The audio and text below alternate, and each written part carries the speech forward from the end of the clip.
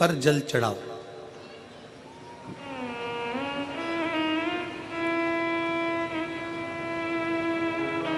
और यदि आप अपने शंकर के घर में शिवलिंग पर भी जल नहीं चढ़ा पा रहे हो तो किसी बेलपत्री का वृक्ष हो, उस वृक्ष के नीचे भी जल चढ़ाओ। और कभी मौका मिल जाए, कभी भगवान शंकर की बड़ी करुणा हो जाए, भगवान शंकर की बड़ी उदारता हो जाए, भगवान शंकर की बड़ी कृपा हो जाए, बड़ी कृपा हो जाए, भगवान शंकर जिस दिन तुम्हारे ऊपर बहुत बड़ी कृपा कर दे, किसी सोमवार को 3 नियम बना लो। जिस दिन मेरा भोले बाबा तुम पर कृपा कर दे, उस दिन सोमवार का एक नियम बनाओ कि महीने का एक सोमवार मुझे ऐसा करना है, 3 नियम धारण करना है महीने के सोमवार को। पहला, सुबेरे जाकर शंकर भगवान को 1 लोटा जल चढ़ाना है। दूसरा, दोपहर के समय पर जाकर मुझे बेलपत्री के वृक्ष के नीचे एक चावल का दाना रखकर बेलपत्री की 7, 11, 21, 108, 51 जितनी परिक्रमा आप लगा सकते हो वो लगाना है।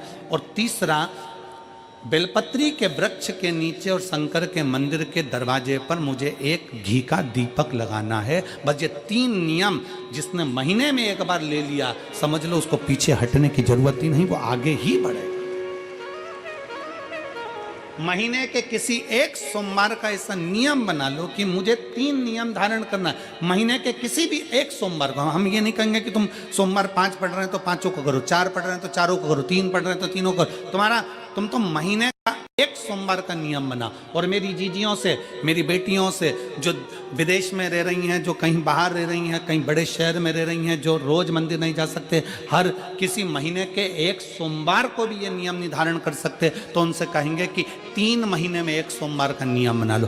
3 महीने में नहीं बना सकते तो 6 महीने में एक सोमवार का नियम बना लो। और 6 महीने में नहीं बना सकते तो 1 साल में एक सोमवार का ऐसा नियम बना लो कि मैं साल का एक सोमवार ऐसा रहूंगी कि सुबह सोमवार के दिन मंदिर में जाकर जल चढ़ाऊंगी, दोपहर में जाकर बाबा को एक अक्षत का दाना रखकर, अक्षत का मतलब है कि बाबा मेरी दिनों दिन उन्नति करना। बेलपत्री के वृक्ष के नीचे जो अक्षत रखा जाता है वो उन्नति के लिए रखा जाता है। शंकर के शिवलिंग पर जो अक्षत रखा जाता है वो रोग मुक्ति के लिए रखा जाता है। अशोक सुंदरी पर जो अक्षत रखा जाता है वो संतान प्राप्ति के लिए रखा जाता है। षडानंद कार्तिकेय की ओर जो अक्षत रखा जाता है वह हमारे बच्चों की सुख समृद्धि के लिए रखा जाता है। विनायक की ओर, गणेश जी की ओर जो अक्षत रखा जाता है वह हमारे घर में कोई मंगल कार्य आ जाए उसके लिए रखा जाता है। और जो पीठिका होती है जिस पे शिवलिंग रखा होता है, पार्वती जी का हस्तकमल, उस पर अक्षत रखा जाता है तो नारी के अखंड सौभाग्य के लिए रखा जाता है। अक्षत रखने का भी तरीका है।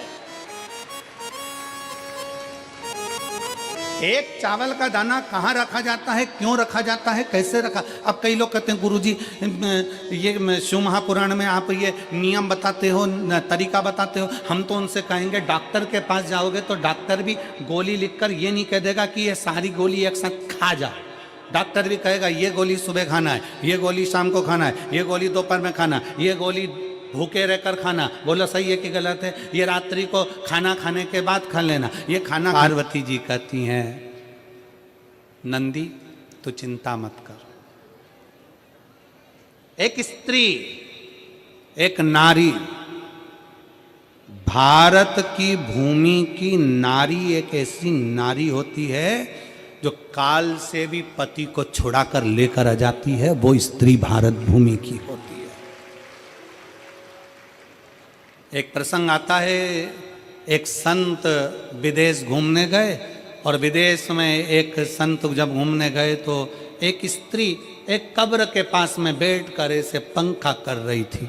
कब्र के पास बैठकर पंखा कर रही थी तो संत ने पूछ लिया कि तुम ये क्या कर रही हो? तो किसी ने कहा कि पति मर गया, हवा कर रही है। पति मर गया।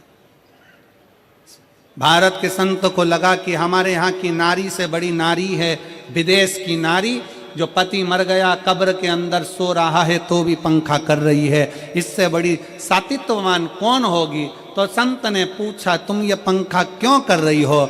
तो वो स्त्री बोली हमारे देश का नियम है जब तक पति की कब्र सूख नहीं जाती तब तक हम दूसरी शादी नहीं कर सकते, इसलिए सुखा रही। हवा कर कर के सुखा। संत जान गए भारत की नारी के आगे सब नारियां फीकी हैं, क्योंकि भारत माँ है, सभ्यता और संस्कृति की देने वाली है। बोल भारत माता की जय। ये सभ्यता और संस्कृति की देने वाली है। ये भारत की भूमि साधारण है, अरे चंदन है इस देश की माटी।